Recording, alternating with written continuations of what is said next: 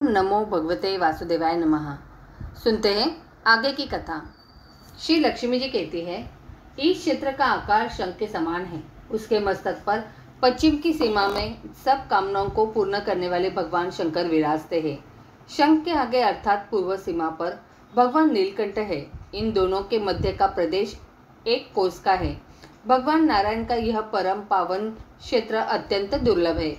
यहाँ मृत्यु होने से प्राणियों की मुक्ति हो जाती है तथा यहाँ का समुद्र स्नान मात्र से मोक्ष प्रदान करने वाला है।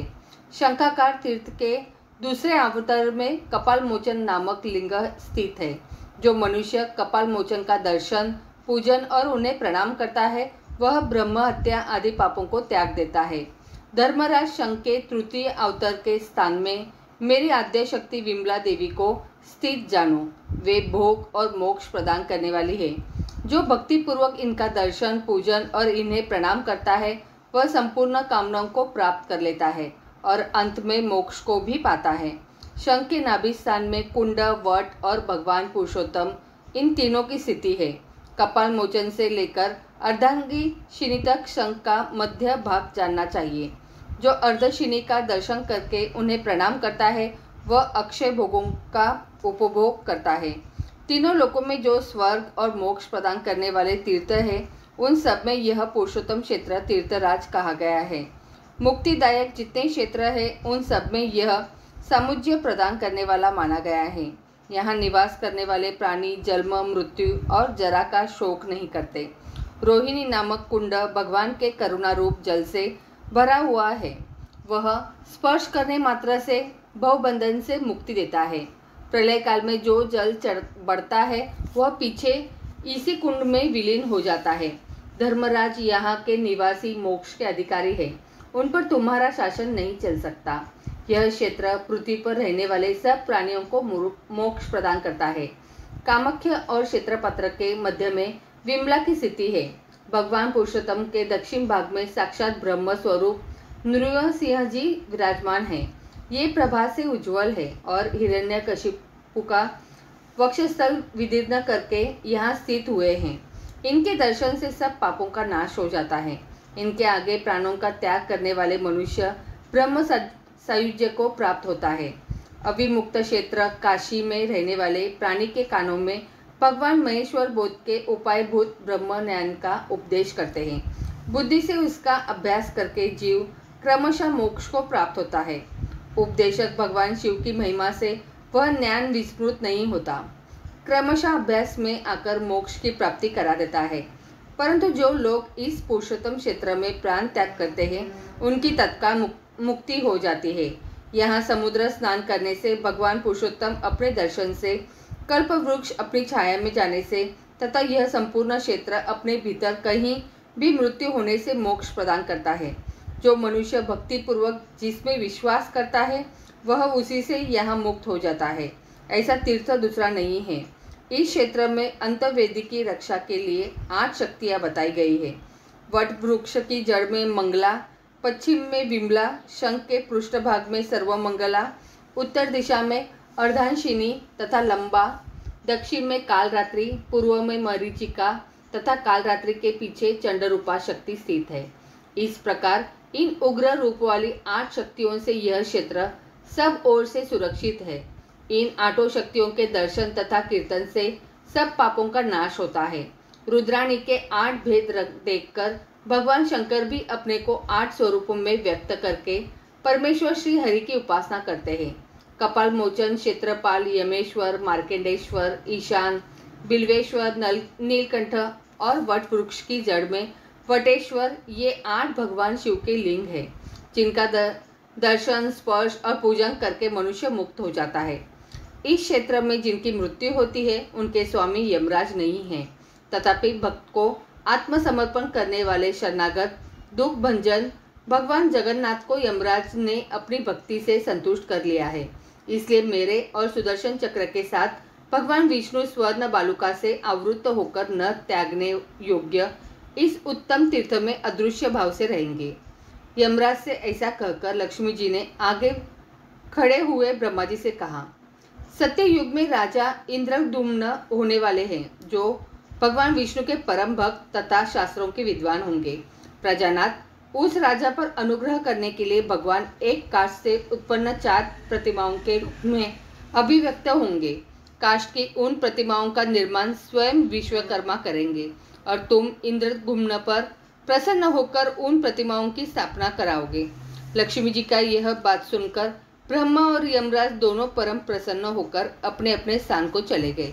पुरुषोत्तम क्षेत्र की महिमा का बार बार स्मरण करके विस्मय और हर्ष से उनके शरीर में रोमांच हो आता था।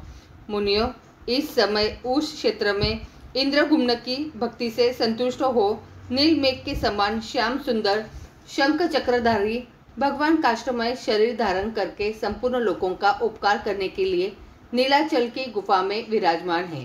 करुणा सागर भगवान काष्ठ निर्मित बलभद्र, सुभद्रा और सुदर्शन चक्र की प्रतिमाओं के साथ स्वयं भी दारुमय विग्रह धारण करके शरणागतों की पीड़ा का नाश करते हैं। उनका दर्शन करके मनुष्य पापों के सुदृढ़ बंधन से भी मुक्त हो जाता है। भगवान विष्णु का यह परम उत्तम स्थान अत्यंत गुप्त है तथा वह अलौकिक प्रतिमा लौकिक रूप से प्रकाशित है। राजा इंद्रगुम्न को दारुमय शरीर धारण करने वाले भगवान ने वर दिया है। भगवान दीनों और अनाथों के एकमात्र शरण है। भवसागर से पार उतरने के लिए नौका है। उनके चरण समस्त चराचर जगत के लिए वंदनीय है। वे ही सबके परम आश्रय है। भगवान नारायण संपूर्ण जगत की उत्पत्ति के स्थान तथा सृष्टि और संहार के कारण है। वे समस्त पापों को छुड़ाने वाले तथा आपत्तियों का नाश करने वाले हैं। विभूतियों का प्रसार करने वाले तथा सब योगियों को वरण करने वाले हैं। संपूर्ण जीवों का भरण तथा अखिल विश्व को धारण करने वाले भी वे ही है। वे सब भाषाओं को बोलते और समस्त दुष्कर्मों का विनाश करते हैं। मुनीश्वरे, तुम अनन्य भाव से उन्हीं भगवान श्री हरि की शरण लो। वे चेष्ट रहित काष्ठ शरीर धारण करके भी दिव्य लीला विलास करने वाले हैं। थोड़ी सी भक्ति करने पर भी मनुष्यों के 100 अपराध क्षमा करते हैं। कुरुक्षेत्र में उत्पन्न हुए एक ब्राह्मण और एक क्षत्रिय दोनों मित्र थे। दोनों ने प्रेम पूर्वक परदेशी की यात्रा की। उनका आहार विहार एक ही था। दोनों सदाचार के मार्ग से भ्रष्ट हो चुके थे और मोहवश शास्त्र निषिद्ध आचरण करते थे। स्वाध्याय, वष्टकार, स्वधा और स्वाहा, इनसे वे कोसों दूर थे। महापातकों से कलंकित होकर वे मदिरा पीते और वेश्या के सहवास में रहकर आनंद का अनुभव करते थे। परलोक की चिंता तो उन्हें कभी स्वप्न में भी नहीं होती थी। इसी प्रकार मन माना बर्ताव करते हुए उनकी आधी आयु बीत गई। एक दिन घूमते हुए वे दोनों यज्ञशाला में जा पहुँचे और दूर से ही स्तोत्र तथा शास्त्र चर्चा सुनने लगे।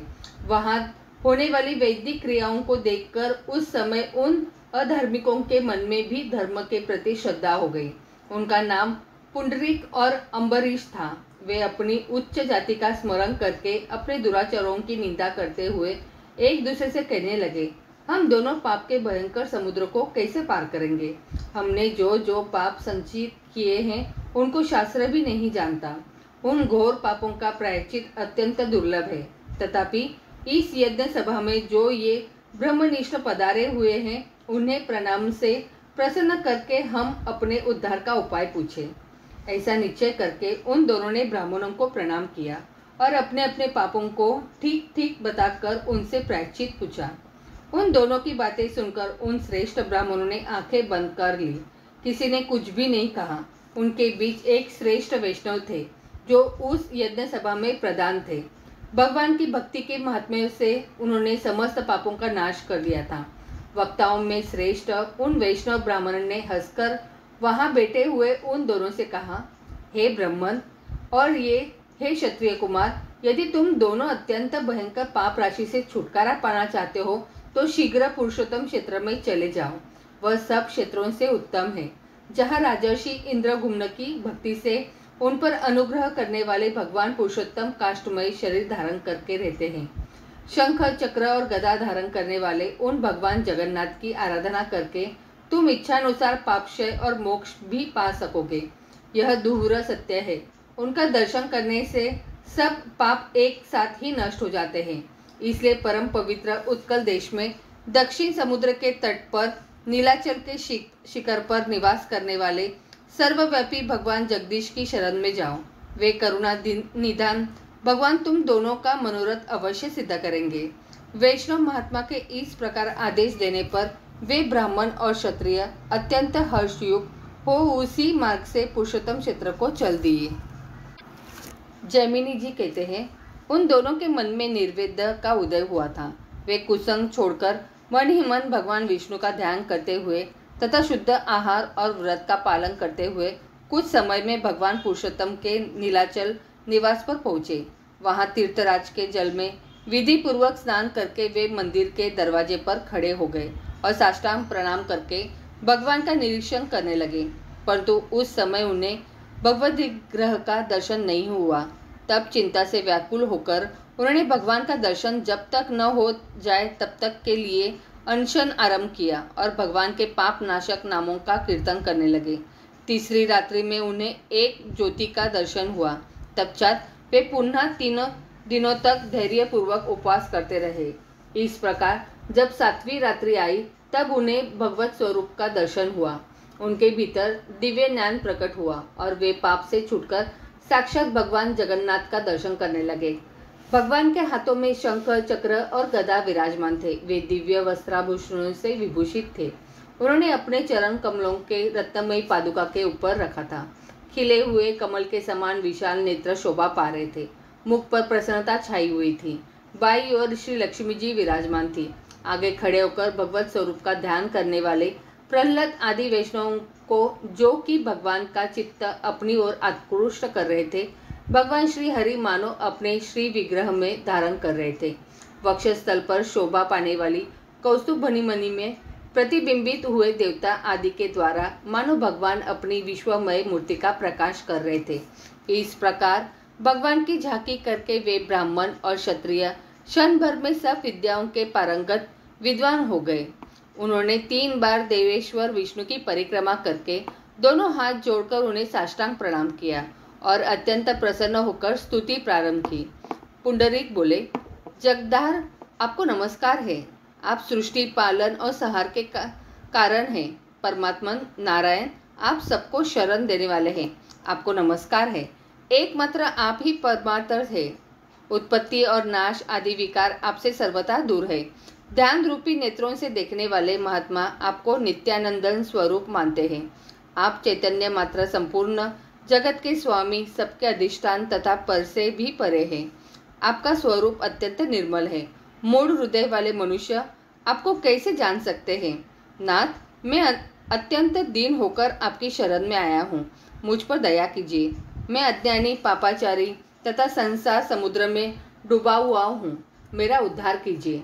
ब्रह्मांड में आपके समान दूसरा कौन बंधु है जो अपने स्वार्थ की अपेक्षा न रखकर दीनों और अनाथों पर दया करता हो, जो मूढ़ योग और क्षेम की इच्छा रखकर अनायास ही मोक्ष प्रदान करने वाले आपकी उपासना करते हैं। वे आपकी माया से मोहित है। जगन्नाथ, अकस्मात लिया हुआ आपका नारायण नाम धर्म, अर्थ, काम और मोक्ष चारों पुरुषार्थों की सिद्धि अकेले ही कर देता है। नाथ, संसार सागर में डूबे हुए लोगों के लिए एकमात्र आप ही शरण हैं। आप अनन्य भक्ति से चिंतन करने पर ज्ञान रूपी नौका पर आरूढ़ हो करुणा की पतवार हाथ में लेकर अवचेतन प्राणी को संसार समुद्र के दूसरे पार पहुंचाने में अकेले ही समर्थ है। भगवान, मुझे अपने चरण कमलों के प्रति दृढ़ भक्ति प्रदान कीजिए, जिससे मैं इस अत्यंत दुस्तर भयंकर संसार समुद्र के पार हो जाऊं। धर्म, अर्थ और काम, इस त्रिवर्ग का सेवन केवल मंद बुद्धि पुरुष ही करते हैं। ये तीनों बहुत क्षुद्र है और अहितकर एवं अल्प सुख प्रदान करने वाले हैं। अन्यथा इनसे मेरा कोई प्रयोजन नहीं है। मुझे तो आप अब अपने युगल चरणार बिंदुओं के चिंतन से बड़े हुए घनीभूत आनंद के समुद्र में अवगाहन करने की आज्ञा दीजिए। इस प्रकार स्तुति करके ब्राह्मण पुंडरीक अश्रुगदगद वाणी से त्राही कृष्ण की पुकार लगाते हुए भगवान जगन्नाथ के चरण कमलों में गिर पड़े। तत्पश्चात क्षत्रिय कुमार अम्बरीश ने उठकर हाथ जोड़े हुए इस प्रकार स्तवन किया। अम्बरीश बोला, देव, सर्वात्मन मुझ पर प्रसन्न होइए। आपके मस्तक पर और भुजाएं असंख्य है। नासिका, नेत्र और हाथ पैरों की भी कोई संख्या नहीं है। आपको नमस्कार है। विश्व मूर्ते आप 36 तत्वों से परे है, प्रपंच से रहित होते हुए भी इसके विस्तार में सहायक है। जरायुज, अंडज, स्वेदज और उद्दीज्य, इन 4 प्रकार के प्राणियों से भरे हुए जगत के आप ही आश्रय है। आपको नमस्कार है। जिनके चरणों से प्रकट हुई गंगा तीनों लोगों को पवित्र करती है, जिनका नाम ब्रह्म हत्या आदि पापों की निश्चित शुद्धि करने वाला है तथा कीर्तन करने पर सबको कल्याण प्रदान करता है, उन कल्याण स्वरूप आप परमात्मा को नमस्कार है। देव केवल आपके नाम कीर्तन से भी सब प्रकार की सिद्धियां प्राप्त हो जाती है। बुद्धिशाली विद्वान पुरुष कौतूहल पूर्वक आपकी खोज करते हैं। नाथ, आपके चरण कमलों के जल का आश्रय लेने पर वह संताप को हर लेता है। मैं तीनों तापों से पीड़ित हूँ। अपने इन युगल चरणों में मेरी भक्ति दृढ़ कीजिए। मेरा दूसरा कोई स्वामी नहीं है तथा मेरे मांगने योग्य दूसरी कोई वस्तु ही नहीं है। जगन्नाथ, मैं आपके चरणों से शस्त्रों बार प्रणाम करके यह याचना करता हूँ कि जब तक मैं प्राण धारण करूँ तब तक आपके इन युगल चरण कमलों के ही मेरी दृढ़ भक्ति बनी रहे। आपके ये चरण ही समस्त पुरुषार्थों के बीज है। इन चरणों की भक्ति करके ब्रह्मा जी ने यह सृष्टि की है। रुद्रदेव सबका संहार करते हैं तथा लक्ष्मी जी सबको ऐश्वर्य प्रदान करती है। दिनों पर दया करने वाले प्रभु, मैं अनन्यचित होकर आपके उन्हीं चरणों की भक्ति मांगता हूँ। अनादि अविद्या के इस दुस्तर एवं सुदृढ़ पंख में डूबकर मैं कोई आश्रय न मिलने के कारण नष्ट हो रहा हूँ। जगन्नाथ, इससे मेरा उद्धार करने के लिए आपकी महिमामयी भक्ति के सिवा दूसरा कोई आश्रय नहीं है। आपकी भक्ति को छोड़कर कोई भी साधन प्राणियों का उद्धार करने में समर्थ नहीं है। स्वामी, आपके अतिरिक्त दूसरा कोई मुझे शरण देने वाला नहीं है। प्रभु, मुझे शरणागत पर कृपा कीजिए। इस प्रकार स्तुति करते हुए अम्बरीश भगवान जगन्नाथ के चरण कमलों के समीप प्रभु प्रसन्न होइए ऐसा बार बार कहकर दंड की भांति गिर पड़ा। तदंतर पुंडरीक और अम्बरीश ने जब पुनः नेत्र खोले तब चर्म चक्षु से दिव्य सिंहासन पर विराजमान नील मेघ के समान श्याम सुंदर भगवान पुरुषोत्तम को देखा। उनके नेत्र खिले हुए कमल के समान विशाल थे। अधर लाल और नासिका मनोहर थी। उनके कानों में दिव्य कुंडल झिलमिला रहे थे। भगवान ने अपने चारों हाथों में शंख, चक्र, गदा और पद्म धारण कर रखे थे। वे वनमाला से विभूषित थे। उनका वक्षस्थल ऊंचा दिखाई देता था। कंठ में परम सुंदर हार शोभा पा रहे थे। मस्तक पर बहुमूल्य मुकुट प्रकाशमान था। वक्ष में श्रीवत्स का चिन्ह और कौस्तुभनी शोभा दे रहे थे। भुजाओं में उन्होंने दिव्य अमंग धारण कर रखे थे। उनकी विशाल भुजाएं घुटनों तक लंबी थी। वे दीनों और दुखियों की रक्षा के लिए सदैव उद्यत प्रतीत होते थे। उनकी कटी में दिव्य पीताम्बर शोभा पाता था। उसके ऊपर सोने की करधनी बंधी हुई थी, जिसकी बिचली गांठ में मणि पिरोई गई थी। भगवान दिव्य हार और दिव्य चंदन से विभूषित थे। वे सुवर्णमय कमल के आसन पर विराजमान थे। उनके सब अंगों में अनुपम शोभा का निवास था। वे शरणागतों का संताप हरने के लिए महान सुधा सागर के समान प्रतीत होते थे। भली भांति खिले हुए कल्प वृक्ष के समान वे संपूर्ण मनोवांछित फलों को देने वाले थे। उनके दक्षिण भाग में हल में शस्त्र धारण करने वाले भगवान बलभद्र बैठे थे, जिन्होंने अपने महान बल से समस्त ब्रह्मांड का भार धारण किया है। वे बलभद्र जी नागराज शेष के रूप में शोभा पाते थे। मस्तक पर 7 फल उन्हें सुशोभित करते थे। वे कैलाश शिखर के समान ऊंचे और श्वेत वर्ण थे। उनके कानों में कुंडल प्रकाशित हो रहा था। गले में विचित्र वनमाला थी। उन्होंने दिव्य नीलवस्त्र पहन रखा था। उनकी पीठ नीची और छाती ऊंची थी। वे संपूर्ण शरीर को कुंडलित करके बैठे थे। उनके चारों हाथों में भी शंख, चक्र, गदा और पद्म शोभायमान थे। अनेक प्रकार के अलंकार धारण करने से वे और भी सुंदर प्रतीत होते थे। भगवान बलभद्र प्रणाम करने वालों के समस्त पापों का नाश करने वाले हैं। इन दोनों के मध्य भाग में कुमकुम के समान लाल वर्ण वाली कल्याणमयी सुभद्रा देवी विराजमान थी, जो संपूर्ण लावण्य का निवास स्थान जान पड़ती थी। समस्त देवता उनके चरणों में मस्तक झुकाते थे। उन्होंने अपने हाथों में कमल धारण कर रखा था। वे दिव्य आभूषणों से विभूषित थे।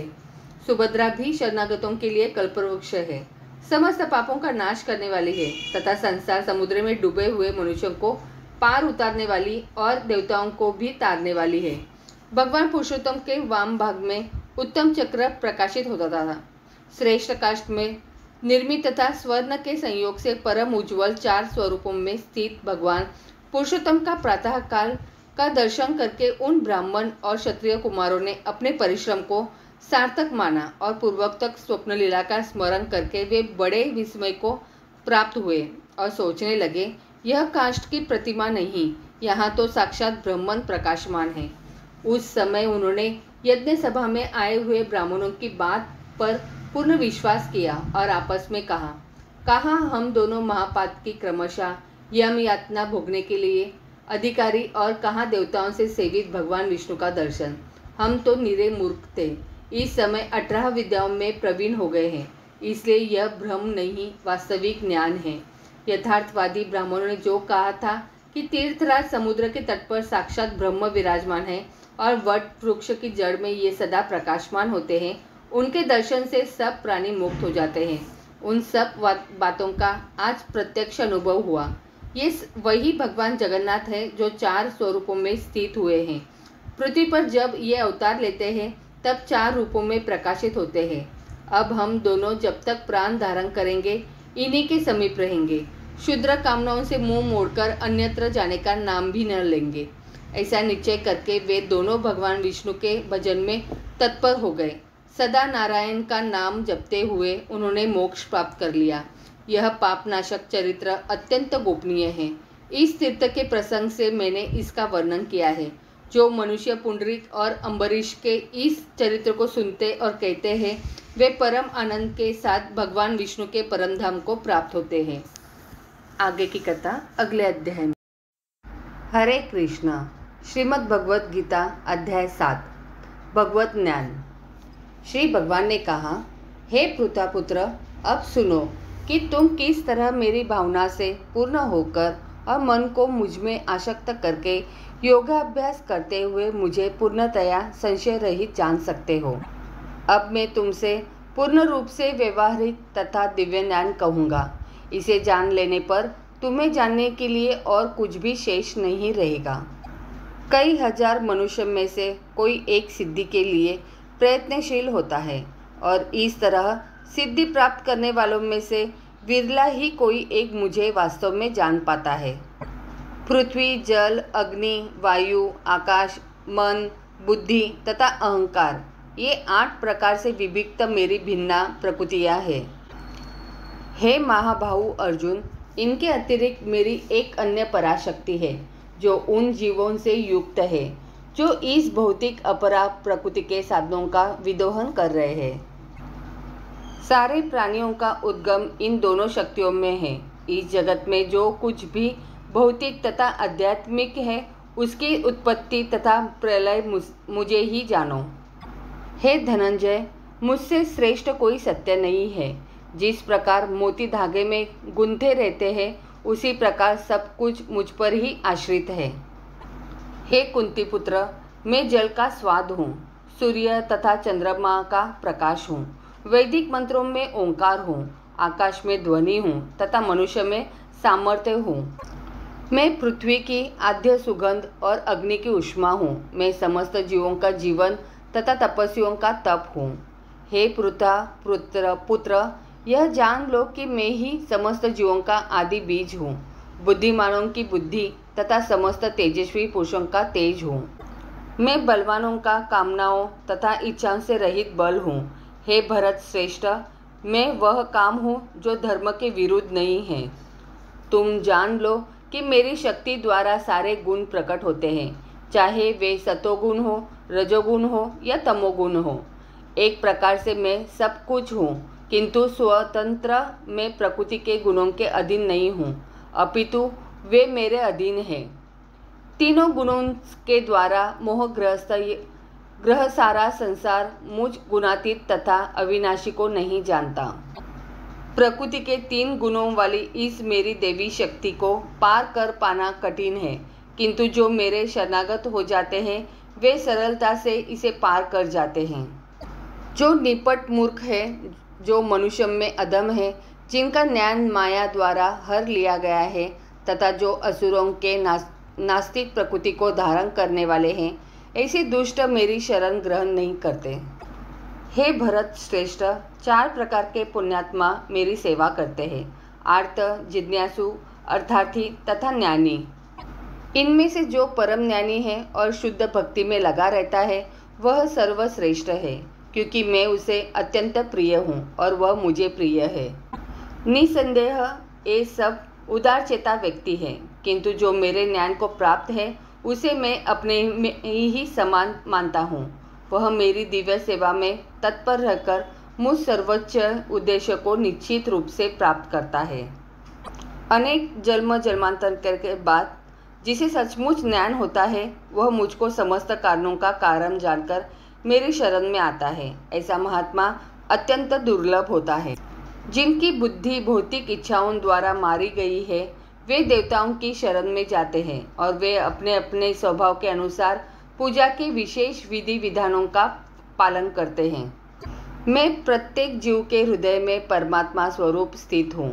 जैसी ही कोई किसी देवता की पूजा करने की इच्छा करता है मैं उसकी श्रद्धा को स्थिर करता हूँ, जिससे वह उसी विशेष देवता की भक्ति कर सके। ऐसी श्रद्धा से समन्वित वह देवता विशेष की पूजा करने का यत्न करता है और अपनी इच्छा की पूर्ति करता है, किंतु वास्तविकता तो यह है कि ये सारे लाभ केवल मेरे द्वारा प्रदत्त है। अल्प बुद्धि वाले व्यक्ति देवताओं की पूजा करते हैं और उन्हें प्राप्त होने वाले फल सीमित तथा क्षणिक होते हैं। देवताओं की पूजा करने वाले देवलोक को जाते हैं, किंतु मेरे भक्त अनंतः मेरे परधाम को प्राप्त होते हैं। बुद्धिहीन मनुष्य को मुझको ठीक से न जानने के कारण सोचते हैं कि मैं पहले निराकार था और अब मैंने इस स्वरूप को धारण किया है। वे अपने अल्प ज्ञान के कारण मेरी अविनाशी तथा सर्वोच्च प्रकृति को नहीं जान पाते। मैं मूर्खों तथा अल्पज्ञों के लिए कभी भी प्रकट नहीं हूँ। उनके लिए तो मैं अपनी अंतरंगा शक्ति द्वारा आच्छादित रहता हूँ, अन्यथा वे यह नहीं जान पाते कि मैं अजन्मा तथा अविनाशी हूँ। हे अर्जुन, श्री भगवान होने के नाते मैं जो कुछ भूतकाल में घटित हो चुका है, जो वर्तमान में घटित हो रहा है और जो आगे होने वाला है वह सब कुछ जानता हूँ। मैं समस्त जीवों को भी जानता हूँ, किंतु मुझे कोई नहीं जानता।